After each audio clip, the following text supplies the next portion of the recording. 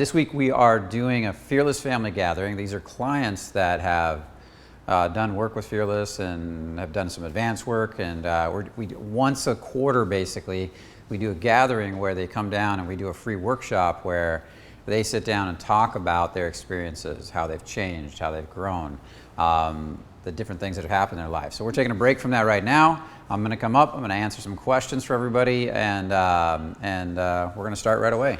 So does anybody have a question they want to get answered? Go for it. You told me once that when you were doing a lot of work on yourself, you'd set yourself challenges and go and do something that really took you out of your comfort zone. Can you share some of those with us? Yeah, so he said when in the past I had shared that I did a lot of challenges to take myself out of my comfort zone, and I would set challenges. I don't remember specifically telling you that, but I have done stuff like that. I mean, a lot of it centered around, a lot of it did center around women. Like I did the whole Lance Mason approach, the hottest girl of the day. You know, you'd run around, you'd look for the hottest girl you saw that day, and if you found one, you would approach her, but then the rest of the day you didn't have to approach anybody unless you saw somebody hotter, and then you had to go again. And it didn't matter if she was down the street or around the corner, you had to do that. One time I went out and this is something I was doing with another program, and I had a lot of fear of being homeless. I've always had that. My mother moved a lot, and because of that, every year us moving because of financial reasons and problems like that, I always had these stories around running out of money. So it didn't matter how much money I had in the bank, the story still came up. So one of the things I did was I went out and found a homeless person, and I actually ended up giving him some clothes, traded clothes with him, found a clean one, and went out and was homeless for a day. And I spent the day panhandling, basically living on the streets, meeting other homeless people, looking homeless, acting homeless, being homeless for the day. And I had to learn to panhandle. It was terrifying at first because it brought up a lot of stories. Asking people for $1 brought up more stories almost than asking a girl for a date. At that, it was really trippy because I felt everybody looking at me like that homeless guy that was begging for money, and so I had to really learn. I had to sit there, and throughout the day, the first stage of that was really interesting because I had to learn to relax. I had to calm myself down because I was feeling really uncomfortable, and then the second stage of that was trying to figure out why nobody was giving me $1. I was like, it was just $1, and I was like, okay, I'm not getting $1 from anybody. And I knew it was because I was being nervous and I was trying to get. So then I had to settle that down. And then I started figuring out, okay, how can I provide people some value so they want to give me $1, so they feel, you know, that I'm giving of good energy to them. So I had to start changing my state, changing how I was being. And I went through a whole phase of that, and that was fascinating for me. I did start to get a lot more money after that, and it kept increasing as I made little tiny subtle adjustments. And the fascinating part was meeting all these other homeless people and how generous a lot of them were. You know, one other guy wanted to share his pizza with me. I didn't want to take his food, but wanted to share his pizza with me. And another guy was I saw that he was collecting all this clothes that people were giving away, and he was taking it to other homeless shelters for other homeless people. And I saw that a lot of these people were actually doing a lot of really good stuff, and it was really neat to see. There were a few people out there that were quite crazy. That was for sure. So I had to watch them and be careful because of how they were being. But that day was a fascinating experiential day for me, and it helped me a lot. And then I helped somebody else do the same process who was going through the same thing. It was a girl. So I spent the day kind of watching her from a distance because it was interesting to see the dynamics that she was going through versus me as a guy. Because now all of a sudden guys were following her around because here's this cute young girl that's homeless, and that I didn't get that, of course. And they're wandering around trying to, you know, oh, I can take care of you. Why don't you come with me? And I was like, I had to make sure she stayed safe. It was very interesting, the dynamic change. But there were people that were just really cool. Like I met this one girl, and she was actually really cute. She's like, I'll buy you lunch. Come with me. And I was like, I'm on an assignment. I can't. But I kind of wanted to, you know, and it would have been really interesting. So that's an example of something I did, and it was a blast. And like I said before, I used to go out. You know, one day I just decided to say hi to 100 people one day, and that's where the 100 highs came from. I'd never done it before, and it was me and Robbie, and we just went out and started doing it, and we kind of made it up as we went. At first, I was really nervous. Actually, it didn't start with highs, it started with stops. We decided one day to stop 100 people and have a conversation with 100 people. And so we both did it that day all the way into the night, and it took us a long time. Later, 100 stops only took an hour and a half after we relaxed and got calmed down. And then I think one day I did 400 stops in one day, 400 highs and stops mixed together. Then I started doing stuff like getting signatures from people where it was more like, what do you think of me? Like, write on this piece of paper what you think of me, and I'll keep it covered. And then I would talk to people, hey, can you tell me what your first 3 thoughts about me were? And I'd hand them the piece of paper and have them write all that down, and then I'd cover it up until I promise them I'm not going to read it for an hour. And then I go to the next person. And at the end of that hour, you read all the comments that people said about you. Like, you might see stuff like handsome, but you also might see stuff like creepy, or trying to sell me something, or weird shit like this. And then that gives you something more to release on. Worrying about what people think of you, and then actually seeing what they think of you is often very different. So that gives you some examples. There's more out there. If I dug deep enough, I'm sure I'd find a lot more. So, cool. Any other questions? Cool. Yeah, so for someone who just started to break their apathy and numbness when it comes to feeling, and now they're feeling so much that they can barely move because all the emotions are overwhelming, what do you suggest for that person? Like an actionable step-by-step process? So for somebody that's just trying to break their apathy and emotion, that's having trouble feeling, that's trying to break out of that shell. I don't know, someone who's already broken out of it, but they're feeling so much emotion. They're overwhelmed by the emotion. Yeah. So when you're in apathy, you're kind of numbed out. So any of you out there that are very numbed out and having a lot of problems feeling emotions, that's a sign of apathy or an apathetic energy. It's one of the lowest energies. It's a protective mechanism of the body that the body uses to keep you safe when the emotions become overwhelming and you don't have a way to process them. When you come out of the apathy, you start to go into grief. This energy of emotion and pain and all these emotions that you've been storing down start to come up, and that's where a lot of crying starts to happen. And it's overwhelming. And so that's what he's asking about. How do you deal with that? I just went through a grief phase. I'm processing some new stuff in my life as a new age of my life is coming up, and some deep stuff started to come up that I didn't know was buried in there. And how I deal with the grief, the old me looks for a distraction of grief, for the grief. Go watch movies, eat a bunch of junk food. That would be the old me. No, I never did the alcohol thing, and never worked for me. Drink a bunch of rock stars, drink a bunch of caffeine. That was the old me. The new me says, okay, there's grief there. How do I go deeper into it? And I'm going to let it come up. I'm going to let it overwhelm me, but then I'm going to watch it from the observer perspective. So I'm going to sit there, and if this question is going to create more grief, it's going to cause the pain to come up, I ask it. And then I sit there and I breathe with it and process it, knowing that there's an end to it. If you don't know there's an end to the grief, of course you don't want to do it. But if you know there's an end to that grief, like 20 minutes of solid grieving, a lot of emotion coming up, and you can really just ride it like riding a wave, that you're going to get a huge relief, then wouldn't you do it rather than hold that for years? And that's the key, is I know that in about 10 to 20 minutes, I'm going to get a breakthrough. I'm going to start to relax. I'm going to start to open. That doesn't mean more grief won't come up, but that grief will come up and be a lot smaller than the initial bout of grief. So I ask questions to invite it up. What a good example of this is Hawkins talks about it is let's say you're breaking up with somebody and you haven't dealt with that breakup. It could be a breakup from 10 years ago. It could be abandonment from your mother. But it's unresolved and it starts to come up and you're starting to feel that grief.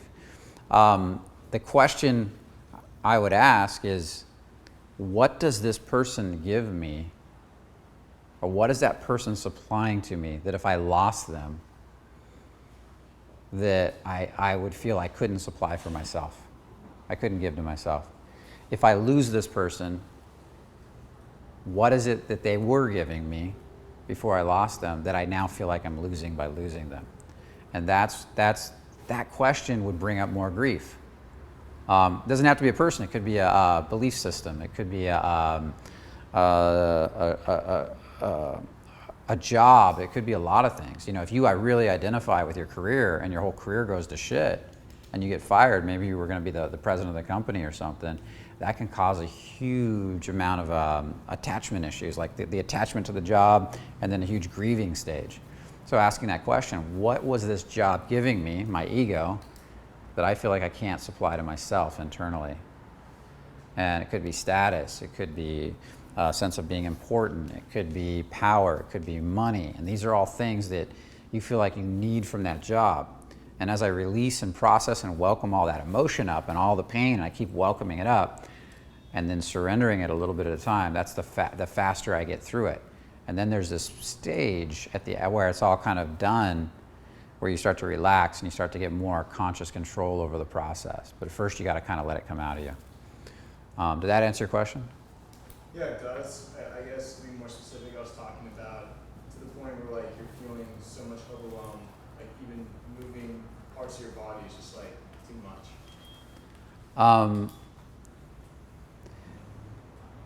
I've never personally had it to where moving my body was too much. Right.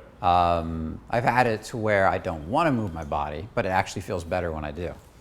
So that's almost the opposite. What is it that you feel when you move your body? Well, it's kind of like I was talking about earlier, just standing in my room, and once I get really present and from meditation, just like just feeling all this sheer vulnerability about moving, like taking one step in my room. Okay, it's the same thing. So when he starts to move his body now that his body's waking up out of the apathy, he's starting to feel all these emotions. Emotions store in the body, right? Thoughts in the brain, emotions store in the body. So as these emotions come up and out of his body, as he moves it, which does happen when you start to get into feeling, he starts to feel all this, what were you feeling? All this sadness? Vulnerability. Raw vulnerability. Yeah. Raw vulnerability. And that does happen. For those of you that haven't experienced it, it's pretty powerful. And it's a huge growth stage. That's the same thing though. All that raw vulnerability, you're trying to hold it back. That's why you're not moving. Move in it. Move with the raw vulnerability. Feel it. If it overwhelms you, just watch it. Be the observer. Let yourself cry. Let yourself process. When I first started feeling my body, because I was so numbed out in apathy, I would play these really sad singer-songwriter songs, okay? And I would play them it's the first thing I found the singer-songwriter station. And they'd sing these sad-ass songs. And I would be like sitting there listening to these sad-ass songs, and then what would happen was I'd start to move this wrist, and I could feel right into this wrist. And then all these emotions would run up through my body. And I'd feel all these emotions, and I would just sit there, and I'd literally cry moving to the sad songs. And then what happens, I started feeling more of my arm, started feeling more in my legs, different parts of my body started to wake up, and that's how I began to wake up. And I would just keep riding those waves. And I would look, and when I lost them, I would sit there and do it again. And it didn't take much movement. I didn't have to do these big, bold movements. It might be just this little subtle exploring once you feel. Now, for those of you out there in YouTube land, this may make no sense to you, but we do teach a lot of movement feeling concepts, principles around moving and feeling your body, so that whereas normally you can't feel, you start learning to feel into parts of your body where more emotion is stored, from the heart to the stomach, and we have all these tiny subtle movements that wake up the body to allow you to communicate with other people, especially women, if you're interested in dating, with more emotion. Communicate, because you start to feel into this part of your body more, you can communicate more with turn on. You feel into this part of your body, you can communicate more with compassion and interest. From here, you communicate more with your personal power, your legs, your groundedness. And as you do this, the way women and other people feel around you starts to change. So learning to reclaim these parts of your body are huge. You've already experienced this, right, Nick? Yeah, so Nick's experienced this because he was so numbed out. That as you become more in tune with these parts of your body, you've noticed people reacting to you radically different, right? Yep. Okay. So did that answer your question? I would just get on that foot and just start really small. And just play until you can explore different subtle emotions from the inside of your leg, outside of your leg, the front of your leg, the back of your leg. You can use an exercise ball to do the same thing. It's great feedback. Can I borrow the ball real quick? And again, for those of you that are confused by this out there in YouTube land and you want to learn more about it, you're welcome to check in with Fearless and call us, and we can talk to you about our movement feeling and what actually goes into it. But it could be as simple as something like I've done this before, and I do it barefoot usually, but I'll put my foot on here and I'll just explore, because the ball gives you a lot of feedback. And I'll explore, like right now I'm exploring the inside of my right toe and up the inside of my leg, and I'm looking to see if I can connect that feeling all the way up to here, to my dantian, to the hara of the body, to connect a stream of energy, like a flow of energy, right? Because right now, there, I wasn't grounded enough on this foot. Now I'm starting to tune into this foot more, and the energy was stopping right about here. There, now it's starting to move into my thigh, and now, there we go. Much better. So now I feel more, so now I'm going to the back of the foot, and I'm playing with the back, up the back side, from the Achilles up to the sacrum, all hooking into that spot in the back. There we go, I just dropped into my back more. Could you guys feel that happen? Anybody in the room, raise your hand if you can feel that happen. It's very hard to see probably through the camera or feel. Now I'm going to the outside. And then I'll work right in there. And what'll happen is this starts to become more smooth and buttery in the way it moves and the way you feel. And you got to be connected here to get this, so you got to be connected down to get this right. And there, that's a little better too. So there's a lot going on here. Now I'm going to play on the balls of the feet, right? I'm going to play. I might play with the hands, and then eventually I'm going to use my heart. I'm going to use my back. I'm going to use my whole body. I'll work off of this ball to get the feedback, to wake up the whole body so it communicates better. I hope that translates to you guys. I don't usually put these videos with movement on because of the fact that I feel like it's too hard to translate through YouTube, but we have a whole weekend course where we actually talk about this stuff, and we go through a lot of work teaching people to feel their bodies more and to relate to their bodies more through movement. You can move, by the way. It doesn't matter what the movements are per se. I prefer to start with subtle movements because if you're doing big movements, you get really distracted by the big movement. And you can move and actually become more numb. You can do all the same movements, and if you're not focusing on depth of feeling, depth of vulnerability and energy through the body can actually numb out more. The body can actually develop more feeling if you, it's the focus internally, that what you're looking for is more important than the movement itself. And then the different parts of the body all have different aspects of movement. So the movement is important too, but if you don't have the proper focus, you don't know what you're looking for, the movement in of itself could just be exercise, you know. And most of our movements aren't for exercise, or I'd probably have a six-pack ab and be standing on my hands and doing handstands and stuff. They're for depth of feeling. That's our dogma, as you could say. Okay, does that answer your question? Yeah. Okay, awesome. Any other questions? Yeah. Go for it, Anthony. So I'm coming out of apathy, and I can feel it because I noticed that every little thing either makes me upset or makes me want to cry. Okay. So I'm very reactive to like any old thing. So my question is, how do you know if you are processing things or getting over them, or you actually just starting to numb out again? Like for instance, like anger. If you go through enough anger, how do you know if you're getting over it, or if you're just going back into that apathetic mode towards it? I always assume I'm moving forward, because you will go up and down for a while. So just so you know, he's asking how when you're coming out of apathy, which is the heaviest emotion, and you're climbing the emotional scale, how do you know you're not going backwards and re-repressing? And I don't have my board here, but what I would do, for you guys to understand what we're talking about, there's a base scale, apathy, grief, fear, lust, anger, pride, courage, acceptance, peace. And some people put love and then peace in there. And so that's as you climb the emotional scale in any given area of your life. Your relationship to the lower energies, apathy, grief, and fear, usually causes a lot of problems in your life. If you're in that state of, if you're in that relationship, relationship to women, it's going to be really hard to date. If you're in that relationship to getting a job, it's going to be really hard to get a job. When you get up to the next group of emotions, lust, anger, pride, and courage, then you tend to be more motivated to take action. You push more, you make things happen, you go for it. When you get into the higher stages, acceptance, love, and peace, then things tend to become pretty easy. That guy that's just kind of happy all the time, flowing, and life just kind of works for him, that's who's up there usually, at least in the area that we're talking about. So in his case, he's coming out of apathy, he's been going through a lot, and you're going into grief, and you're starting to feel all these emotions. As long as you're still processing and you're still working, you're not going backwards. You might hit, it's like a layered cake. You might hit more layers of apathy. You You might go up to anger, back to apathy, and you keep releasing, and eventually you'll climb up and out, right? Start making the picture broader and bigger, and start to look at a bigger, broader picture so you can see more, which will help you to release faster. And with time, you'll release faster and faster as you feel and meditate on and release on these energies. So that's beautiful. If you stop though, and you just start doing stuff to numb you out, yes, then you can start to re-numb out. Like, I don't like all this pain, so I'm going to go out and drink a bunch of alcohol, do a bunch of drugs, start smoking pot again. I'm going to go out and spend all day masturbating to numb myself out. Any of this stuff that stops you from feeling again, all your old addictions. I've given up addiction after addiction, or the thing after thing that I would use to distract myself from feeling. And stimulants were a big one for me. I loved Rockstar energy drinks at one time, and they almost destroyed me. I had to do tons of detox and cleaning up my body from them.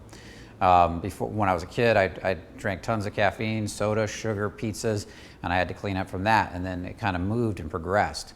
The last thing I've just given up in that area is caffeine. I was only drinking black coffee for a long time for caffeine, and I just gave that up too. And because even that little bit of stimulant was still hiding something underneath it. And as soon as I gave it up, a bunch more stuff came out of me.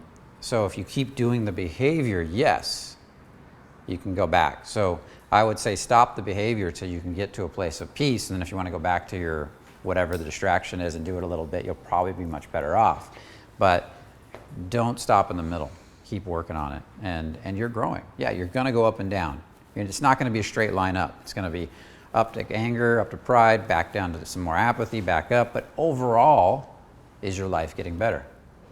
Is your energy changing? You have a good, secure group of friends that are like a self-help group that are giving you a lot of feedback, telling you, yeah, you're looking better, you're moving in the right direction. Not some group of friends that doesn't give a fuck about your growth, but a real group that really wants to help you to be the best you can be. If you've got that, and you're getting clear feedback, you're working every day, you're not going back to your vices at least too much, and you're going to be growing.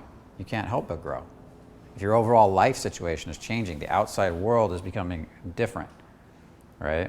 More synchronicities, more stuff showing up, more opportunities showing up. That means you're climbing out of it, okay? Okay, cool. You're welcome. Go for it, buddy. After having so much success on this topic specifically with women, and all of a sudden it stops, and now you're starting to get some rejections more than you started out with, and of course there's some success in it. But how do you explain the difference of polarity between that rejection versus the success that you were? You mean to say that you were getting a lot of success and now you don't understand why you're getting rejections again? Correct. Okay, so he started out with no success, right? Did a bunch of work, then started to get success, then started to get a lot of success. And now you're at this place where you've got some good success, but you're getting rejections too, and you don't understand why. Okay, is there a difference? The women you're getting rejection from, are they different? In other words, let me put this a different way. In the past, when you didn't get any rejections, have you changed something from then? Like, for example, you're getting pickier about who you're dating. Yeah. Okay, so now you've got this new group of women that you're much pickier about. You have what you're saying, these women meet more of my standards than those other women did. Do you see why you might be getting more rejections? Okay. You raise the bar on yourself. You're perceived, I'm not saying that these women are actually any better, but in your perception, the way you filter women, these women are better than these women. So these are women that I want. So there's more stories attached to these women. And so because of those stories, more of your shit's coming up and you're getting more rejected because you're processing your stories. If you went back to dating those other women, you would see less rejections again. Would you agree? Does that make sense? Yeah. That's why. Guys do that usually unconsciously. They make that shift to a new group and they don't realize they did it, and then they think they're going backwards. Because that shift is often made unconsciously. Did you make it unconsciously? I think I more or less made it by choice. But did you realize that when you made it, it was going to affect the amount of women that like you? Yeah, see, that's what I mean. That you don't see that you don't see that piece. And because why? Because you have stories around these women. Otherwise, you would have been dating them in the first place. Oh my God, these women are hotter, more successful. They have a better career. They have a better future. They could be a good wife for me. They could have my children. Oh, I got to get it right. You see what I mean? Over here, these women I'm just gonna have fun with, and that changes the whole dynamic. Is that right? Yeah. Okay. Did that answer your question then? Yeah. Okay, good. Any other questions? Go for it. Could you talk about some ways to like, process or drop sexual shame? Say that one more time. So if you have sexual shame, good ways to start facing that, processing it, moving past it. If you have sexual shame, how do you start moving past it? Well, doing what you just did was huge. Talking about it. Yeah, I didn't want to ask that question. Huh? I didn't want to ask that question. Yeah, so that's huge. Because most guys that don't have sexual shame aren't afraid to talk about sex. Because I'll sit in this room and I'll do a thing where I'll give a talk about sex. Like, how many of you are comfortable with sex? Y'all raise your hand. I'll say, okay, then start telling me about your fantasies. And then all of a sudden, well, like here with everybody? Yeah, everybody. Let's hear it. I thought you said you didn't have sexual shame. Let's hear it. Let's hear you talk about things, as a guy with other guys that you think is sexy, things you want to do, and all of a sudden they freak out. So getting around a safe group and being able to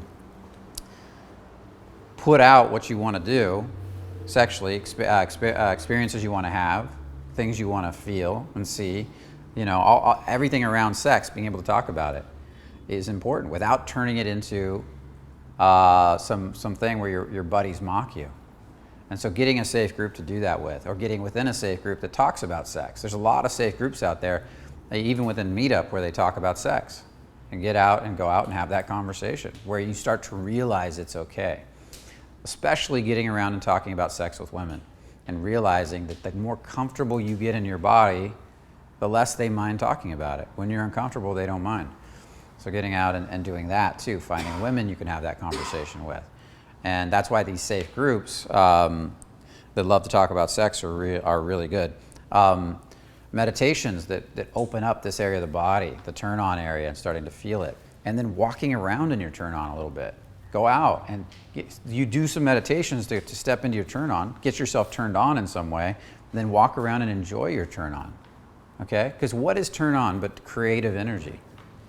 Doesn't your turn on lead to creating a baby? It's the most creative thing in the world.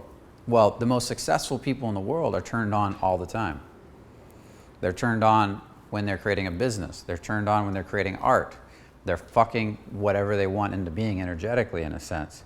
So because of that turn on creates, doesn't just create a baby, it creates business, it creates art, it creates ideas, it creates all kinds of stuff.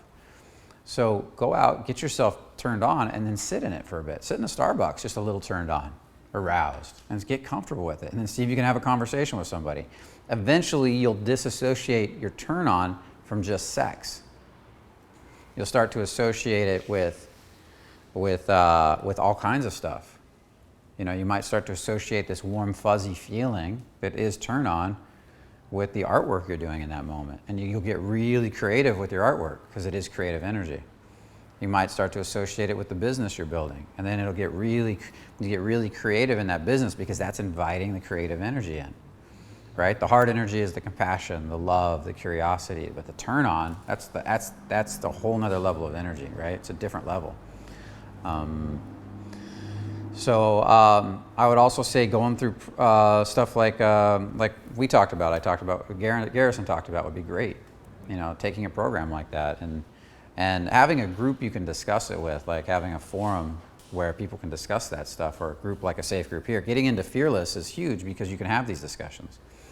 When we do work in Romania, we'll probably play a lot, especially with you, with some of the sexual stuff. We'll have you working with the models, getting real deep into this stuff and talking about stuff and bringing up your shit and all kind. They'll be asking you questions and we'll be digging stuff out. So that's another way. Is if you get into the workshop, especially the advanced stuff, we're gonna dig at that stuff, and we're gonna look for the places where you're kind of hiding your sexual shame, and we're gonna be feeling are you willing to stand in front of this woman, enjoying her with some turn on, and you're gonna notice she's not gonna get mad. That's very different than being lecherous. Okay. because turn on is a natural part of life. Okay, cool. Thank you. Any other questions? Nope. Well, how's our time so far? Half hour. Okay, no more questions at all.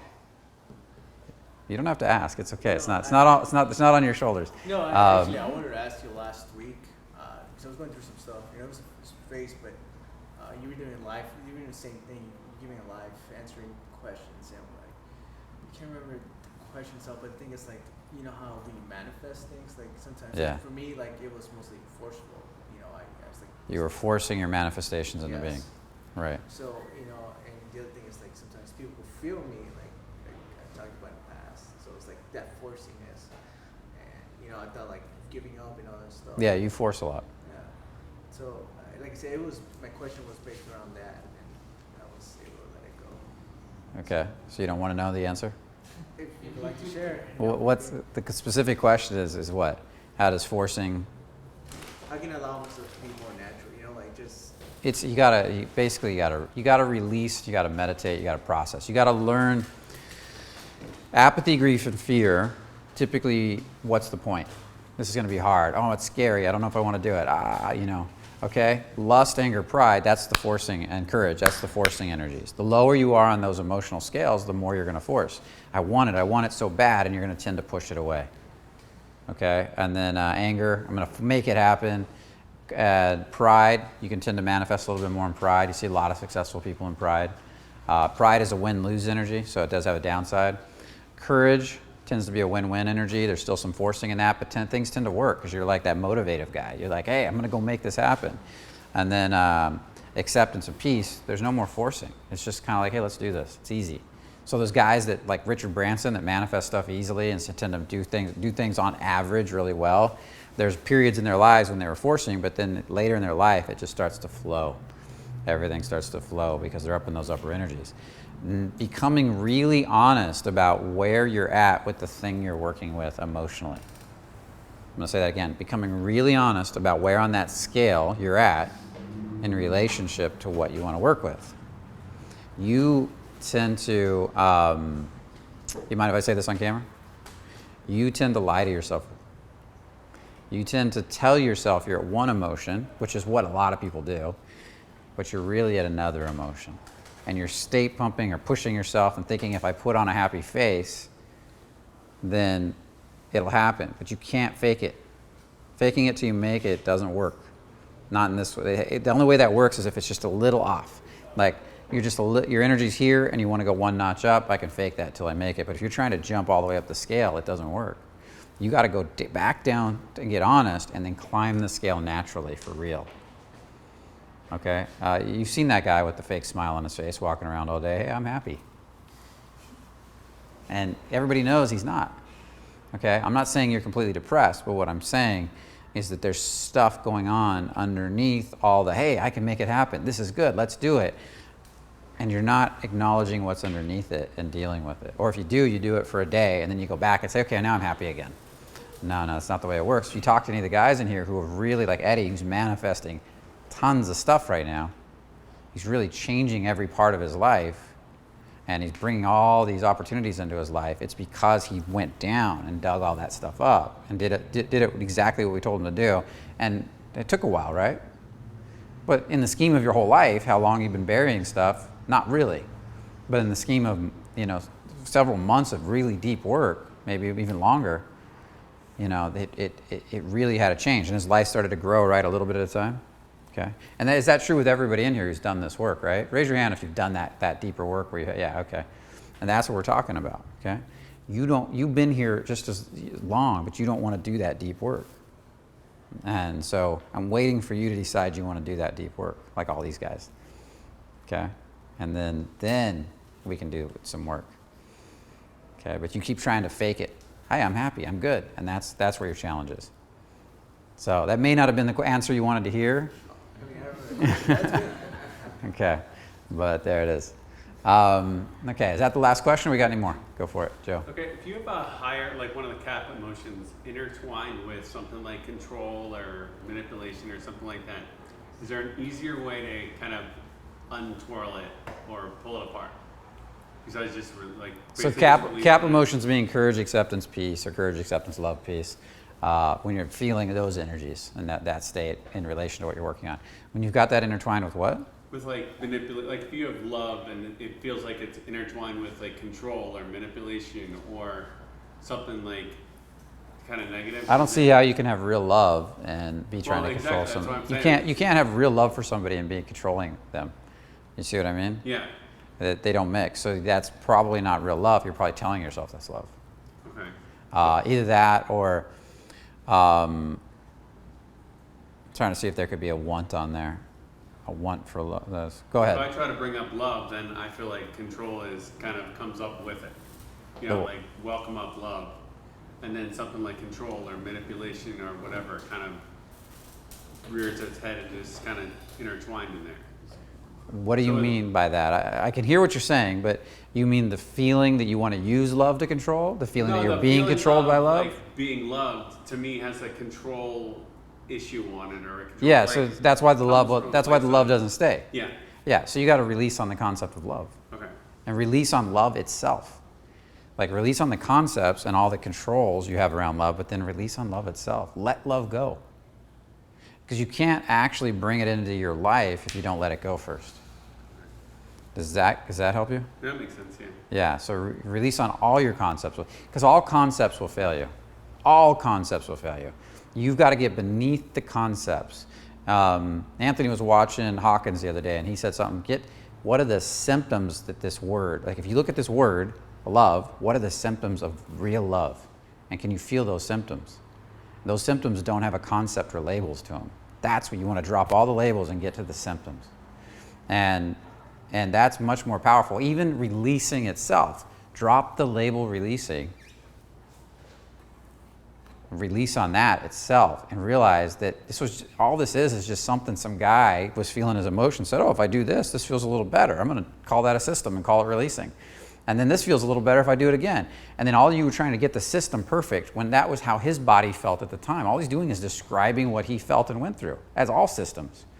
Okay, so you got to ultimately throw out the concept of the system itself and get to the feelings underneath, because they may be different for you. That's what feeling's about. That's why our overriding principle of Fearless is getting into feeling, which is more important than any system. The system will ultimately fail you at some point. So you have to get to feeling, because feeling will guide you. Like you're riding that surfer on a wave, is feeling the wave, and he's adjusting all his muscles and all his feet and all his everything to adjust to the wave the whole time. And he's super in tune with the core of his body to be able to stay on that board perfectly and make all those little adjustments. He can't think about that. That can't be a concept. The moment it's a concept, he falls off that board. And so that's why feeling is so important. We got to get deep into feeling so that we can keep adjusting the system to be right for us, ultimately throwing the system out. I mean, to the point where you throw it out completely and you're just, think about dancers, man. They start with their steps and they're trying to get, oh God, I don't know how to step. And then eventually they start to get better with the steps and they're doing it, and now they're in time and rhythm, but they look kind of awkward, and eventually they throw out all the steps and they got jazz syncopations and they're flying and they're flowing and they're just feeling each other. And that's the ultimate goal, is to get that point where they're feeling and moving off of each other and feeling each other's bodies. Well, that's the same thing in talking and communication. That's the same thing in everything. Ultimately get to the point where you can feel and flow. Okay? Awesome. Yeah. So the alignment, that was my question more, is the alignment. How can I align? Because I know what to do, it's like I know, sometimes my body knows, but the reaction or the action, I'm not getting the results. I know Yeah. that's part of where my question is coming from. What's the question? The question is, how do I, for example, if, some people, we release on money, we release on things like that. In my case, it's getting things done that, I know, I need to get done. Whether simple things or, the large things. But simple things, I'll get it done. What? But when Okay, I go, but you're giving me a story. What's the question? well, like I said, I think it was last week, I wondered, I really wanted to ask the question was, how can I manifest the things that I want in my life, By getting into alignment. There's nothing more important than you be happy in relationship to what you want. I mean, really happy, not fake happy, not pretend happy, not putting on a smiley face just to say everything's good, but really being happy. There's nothing more important Then how did Abraham? Nothing more important than being blasted. How did you say it? There's no blasted thing but to get happy now. Yeah, there's no blasted thing but to get happy and to understand. I'll give you one more. To understand what expectancy feels like. If you can isolate the feeling of expectancy, you can even bring stuff into your life, even when you're not happy. Ultimately, right? In the middle energies, you're going to have a fight. And then eventually you'll bring something in. In the bottom energies, you'll push them away. Like apathy, grief, and fear, those emotions, energies, feelings, you're going to ultimately push everything away you're focusing on. Lust, anger, pride, courage, the lower the emotion, the more work you're going to have to do, but you can bring stuff into your life, right? You have to work. Acceptance, love, and peace, stuff will come into your life pretty easily in relation to what you're dealing with. So in one area might be high on the scale in your life, and relationships and your business might be low, or might be the other way around. So that's the answer. So why are you looking for a different answer? I guess I'm trying to look for an answer. You looking for a way around that? No, I'm just looking through Because you don't see it. Yeah. Because you're still hiding from the lower emotions that are stored in your body. Remember, I just gave you that answer. There's something under the surface of the face and smile you give me that you're not acknowledging. And I can see it right now as I say that. It pisses you off a little bit. No, you're right, because that's exactly, that's what I'm like, okay. Because like I said earlier, the question is reference to what part of the question. Yeah. So that's why I was like, now I'm just there like. Yeah. See, I'm trying. Yeah, you got to get beneath and figure out what you're really feeling. And we've worked on this a little bit, and I see it a little bit, but there's more going on that you want to let go of that's under the surface, and you don't want to go there. So you're looking for every way around, but the direct path through. It's down. Okay. Yeah, right through it. You got to go right through it, man. And you can look for the rest of your life. That's what a lot of people do. Spend their whole life looking for a way around having to feel to work out these emotions, to climb higher on the scale, and they look to go around, but they won't go through. But if you go through, that's the answer. There is no around. If you make a round work through a really good, high quality state pump, it's going to crash again. You got to go through and clean up your energy. Okay? So you literally have to change your emotional state. That's what I mean by that, in relation to what you're dealing with. You can't fake your way to the top. I can't tell you how many people state pump themselves up. I'm going to do it, and try to fake their way to the top in an area. And then if they get there, they crash back down, or they never get there at all because there's so much weighing them down under the surface. It can't be done. Okay? Thank you. Cool. How much time do we got right now? 42 minutes. Okay, is any one last question? Okay, are we good? Just give me some good smiles. I see that. Kind of a long question. Well, What we got? okay, ask it. I feel like when I came to you, very beginning, I felt like I was kind of very, very negative, and I don't know if you remember that. Yeah, I do. And I can say You were running away from the work all the time. And I can say that for the most part, I think I've had my successes, and I'm climbing up the. Oh yeah, you've made huge changes. Right. Yeah. Right, and but I think in general, I'm kind of like a mixed bag of emotions. I got my ups and downs, and Yeah, because you're in that middle area right now. great. Yeah. Right. Whereas before you were in the bottom. You were in apathy, grief, and fear before. Now you're in more of lust, anger, pride, courage. You're playing in that area. Yeah, and all right. So then I feel that still a lot of things can still trigger me, and I think it's very easy for me to fall back down into sadness and grief. Yeah, but then you come back pretty quick now. Whereas before you used to stay there for a long time, right? Right, and I think when we talk about stories, I think one of the biggest stories from my childhood is like my mortality and death. And Yeah. just so the From week, childhood, you used to talk about mortality and death? Yeah. Was that a family thing? I mean, why were you talking about that? I'm just curious. Why? Yeah. When I was younger, my father used to take me to go see my cousins in Palmdale. So we drive up to 14, and late at night, so I just passed time. I would look into the skies. I guess pretty dorky, but yeah, I would do that, and I would just think about death a lot, Okay. and it gets pretty dark. Yeah, it does. I don't want to go into that. Well, yeah, that's what you're focusing on, shutting off. That's what death is. It's a turning off. Yeah, and so I Right. guess Not really. In the end, it's an awakening. It's all, everything's like the phoenix. But keep going. What do you got? Right. It's not often that I think about this and I get really into these like negative emotions, but and then when I do, I just sit into it. Like I sit in it and I let those emotions come up and I just let them be there and acknowledge them. Okay. Is there anything else? Well, like for the past, is there anything else that you would say I can do to move past that? Because I feel like, you know, apathy, like it's been said, apathy is Yeah, an that- emotion, and you walk around with it, and Well, there's one of the key wants in cleaning up your energy is the want for security, which is the want for survival. It's the want not to die, or some cases the want to die because you want everything to shut off. You want all the pain to stop. So that's one of the key, right? So when our ego gets created, there's a sense of separation first, and then from that sense of separation, there's the want to survive. It's born out of that. Before the sense of separation, I'm a little baby, I'm laying there, I'm playing, I'm doing my thing, and everything feels, I don't know the difference between me and everything else. But then suddenly I get this sense of me and out there. And in that moment, there's a sense of separation, a feeling separate from everything else. And in that moment, the first fear is created, which creates the want to survive, right? So there's a little part of you that was playing with that want as a child. It's the core want that a lot of humans, as they meditate, they're going through meditation and healing, and they got to deal with that a lot. And so welcoming it is important. You know, welcoming it and then welcoming the other side. Because you have a story about it. A lot of people don't. Some people don't have as much of a story about it. They look at it like whatever. Other people do. So can you welcome the part of you that wants to survive right now, that wants to stay alive?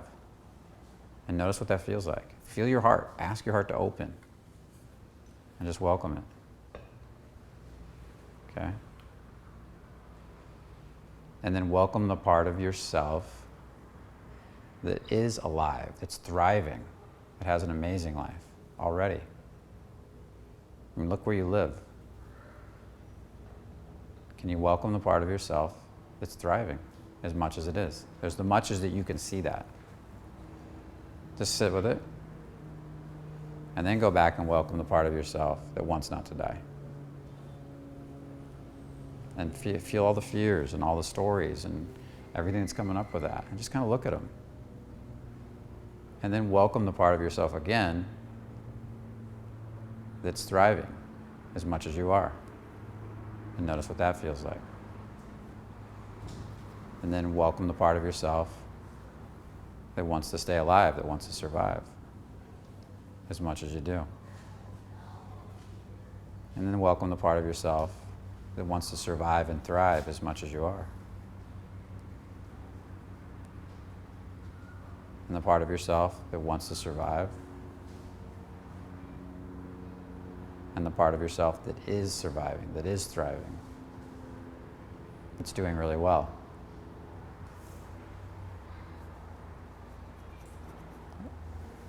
And what do you feel when you look back and forth at those two?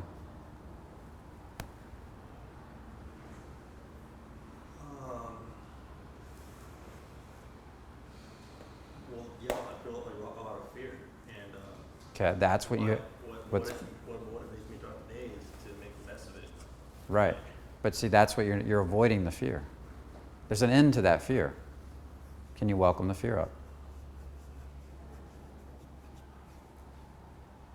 Again, welcome the part of yourself that wants to survive, and welcome all the fear that comes with that, all the emotions, all the sensations, all the thoughts, pictures, and images. And notice what that feels like. Then ask yourself, can you let some of that go? Even 1%, can you let a little of that go? Can you let all of it go? There you go. And what do you feel? Do you feel yourself? What do you feel as I ask that question? Full tense. A little Good. Can you let some of that go? And some more? And some more. Keep opening your heart. There you go. And some more. And some more. And even more. And can you welcome up more of that fear? And that part of you that wants to survive?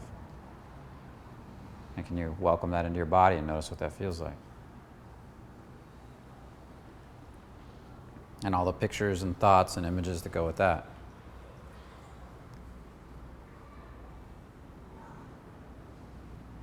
And can you let that go? Just a little bit at a time. And can you let some more go? And even more? And more? And more? And even more? And do you feel yourself getting lighter? Are you going more into fear? Which is it? Yeah, no, I feel lighter. Good. So do you see if you keep getting lighter like that, with that process, how long until you've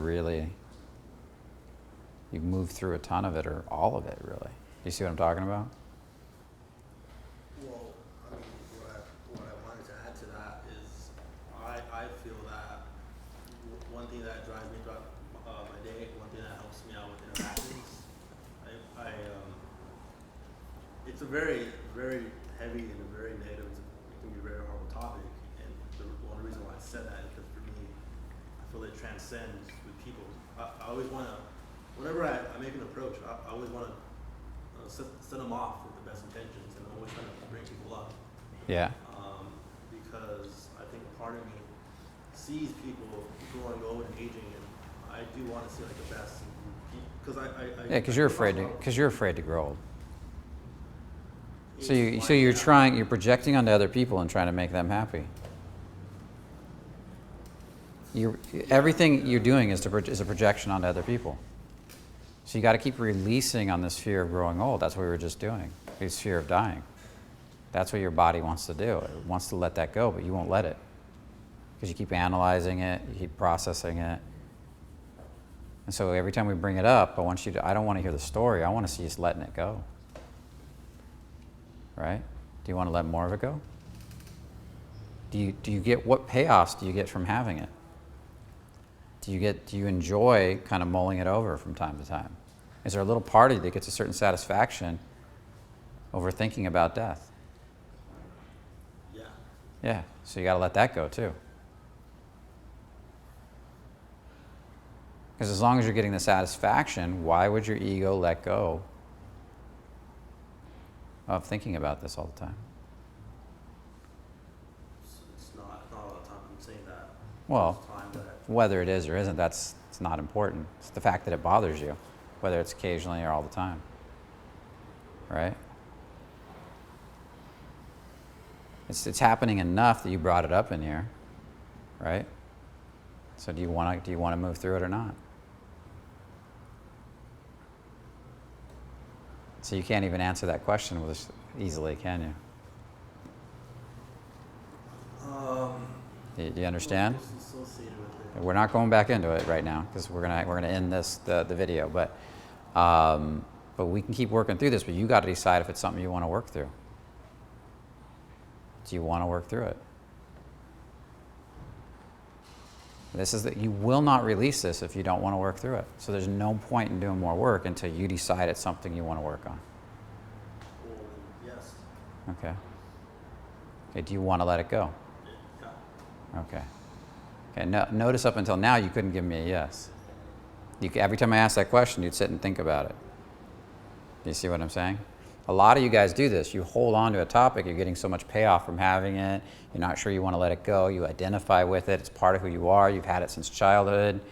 Why would you let it go? You got to release all those payoffs. What am I getting from this? A sense of satisfaction about talking about it. I get to have this discussion with people. It's deep and philosophical. It's what are the reasons that I want to hold on to this? And ultimately, release those reasons and then go back and release on the problem itself. Does that make sense? Yeah. Okay, cool. So we're going to end here because this is a deeper topic and we have to dig a lot deeper. And it's it's a really deep topic. So I want to acknowledge you for bringing it up. But you have to get to the point where you want to go through it and not just talk about it. Okay? and that's perfect. And I think you did a great job, so I appreciate it. So everybody out there, I want to acknowledge you for being on the call, and I want to invite you to comment and ask your questions. We love your comments. That's where we get a lot of our questions from for the next Fearless Man Q&As. Well, next week we're going to be going back into the standard Q&A process. So make sure you get your questions in. You can also make sure to like the video and make sure to subscribe if you haven't subscribed already. And with that said, remember, only the confident really live. Take care.